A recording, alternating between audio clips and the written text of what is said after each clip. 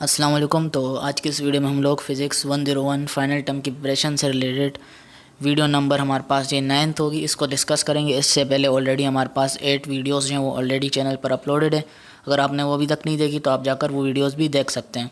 तो इस वीडियो में हमारे पास जो न्यूमेरिकल हैं, हमारे पास ये एक छोटा सा न्यूमेरिकल है और इस तरह के न्यूमेरिकल्स जो हमारे पास बार बार MCQs में आ रहे होते हैं और इनमें करना कुछ नहीं होता है, एक छोटा सा फॉर्मूला लगता है और इसके थ्रू हमारे पास न्यूमेरिकल पूरा का पूरा सॉल्व हो जाता है। तो ये जो है न्यूमेरिकल्स होते हैं ये हमारे पास ज़्यादातर ब्लैंक्स में आते हैं, यानी MCQs में आते हैं। तो इस हमारे पास इस न्यूमेरिकल में क्या बोल रहे हैं कि a particle carrying a charge of 2e falls through potential difference of 3 volt, the energy acquired by it will B.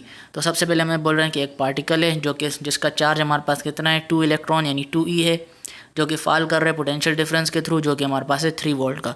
उसके बाद हमसे पूछ रहे हैं कि एनर्जी कितनी होगी।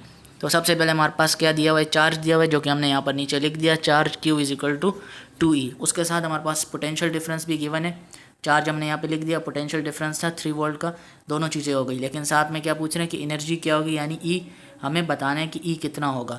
तो चलिए इसको देखते हैं कि E हमारे पास कितना होगा।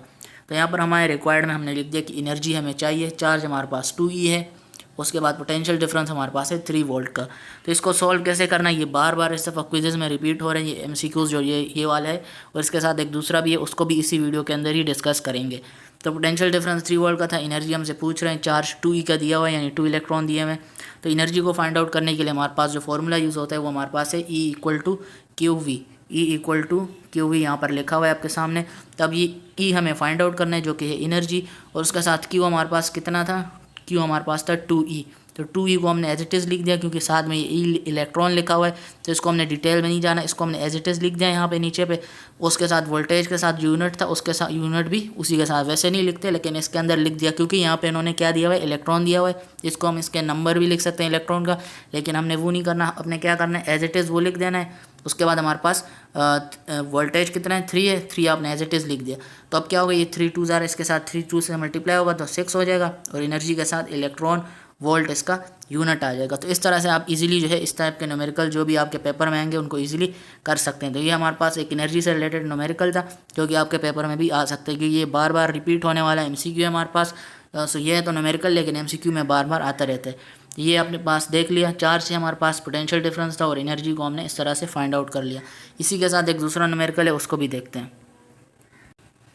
तो दूसरा न्यूमेरिकल जो कि हमारे पास बहुत ज़्यादा इस दफ़ा मशहूर हो रहा है, वो हमारे पास है, इस टाइप का MCQs आपके पास आएगा। उसमें क्या दिया होगा कि वेवलेंथ आपको बोलेंगे the wavelength of red light, या कोई भी लाइट होगी, या फिर सिर्फ और सिर्फ ये बोल देंगे कि वेवलेंथ इतनी है।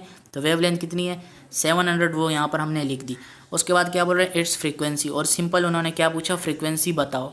एक चीज़ दे दी, वेवलेंथ दे दिया, उसके बाद बोल रहे हैं कि हमारे पास फ्रीक्वेंसी क्या होगी। तो यहाँ पर आप देख सकते हैं मैंने स्पीड ऑफ लाइट लिखा हुआ है, इसको मैं समझाता हूँ आपको मैंने यहाँ पर क्यों लिखा हुआ है। तो अब अगर हमें फ्रीक्वेंसी का फॉर्मूला पता होगा तो हम इजीली कर सकते हैं। एक तो है F is equal to 1/t, तो वो एक अलग फार्मूला है, लेकिन फ्रीक्वेंसी का एक दूसरा फार्मूला भी है। सबसे पहले क्या किया हमने, वेवलेंथ की जगह वेवलेंथ लिख दी, उसके बाद और कुछ नहीं दिया हुआ था उन्होंने। उसके बाद उन्होंने कहा फ्रीक्वेंसी फाइंड आउट करो, रिक्वायर्ड में जाके हमने फ्रीक्वेंसी लिख दी। अब सोल्यूशन में क्या किया हमें, हमारे पास जो फ्रीक्वेंसी का फॉर्मूला होता है जिसमें हमारे पास वेवलेंथ को हम डिस्कस करते हैं, वो हमारे पास है frequency is equal to speed upon wavelength. और यहाँ पर जो स्पीड है वो हमारे पास है स्पीड ऑफ लाइट, जो कि जिसको हम रिप्रेजेंट करते हैं C से। और C की वैल्यू कितनी होती है हमारे पास, जो कि एक कांस्टेंट वैल्यू है, जो कि हम बार बार पढ़ते हुए आ रहे हैं। C की वैल्यू होती है 3 एक्सपोनेंट 8, और एक की वेलोसिटी है, तो इसके साथ यूनिट लगते हैं मीटर पर सेकंड का।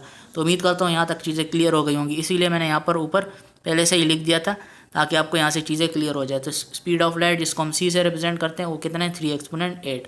तो वेवलेंथ भी गिवन है, स्पीड ऑफ लाइट भी गिवन है, फ्रीक्वेंसी हम इजीली फाइंड आउट कर सकते हैं। तो यहाँ से आपको पता चला कि फ्रीक्वेंसी का एक दूसरा फॉर्मूला भी होता है, जो कि हमारे पास है स्पीड अपॉन वेवलेंथ।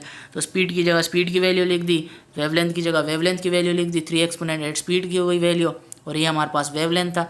अब दोनों को डिवाइड किया, डिवाइड करने पर हमारे पास जो आंसर आ गया वो ये होगा 4.29 एक्सपोनेंट 14, और फ्रीक्वेंसी का यूनिट हमारे पास होता है हर्ट्स, वो यहाँ पर हमने लिख दिया। तो ये था हमारे पास आंसर फ्रीक्वेंसी का।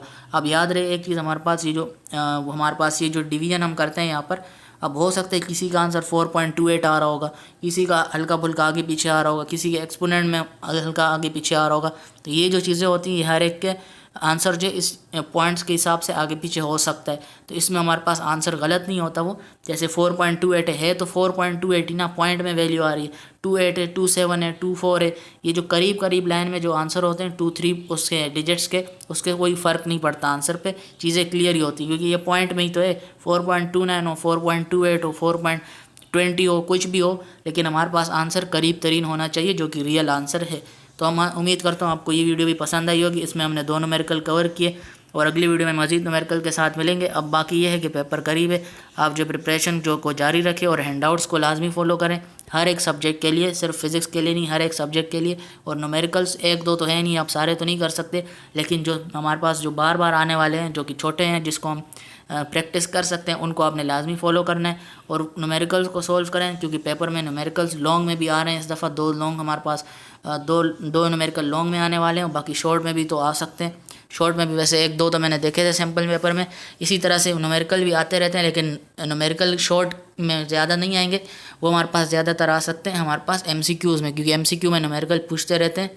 उसके बाद लॉन्ग में इस दफ़ा 2 आए हुए हैं, तो ये अब कंप्यूटर पे डिपेंड करता है वो हमें कितने देता है, लेकिन आते तो वैसे 2 ही हैं। तो चलिए अगली वीडियो मिलेंगे। अल्लाह हाफिज़।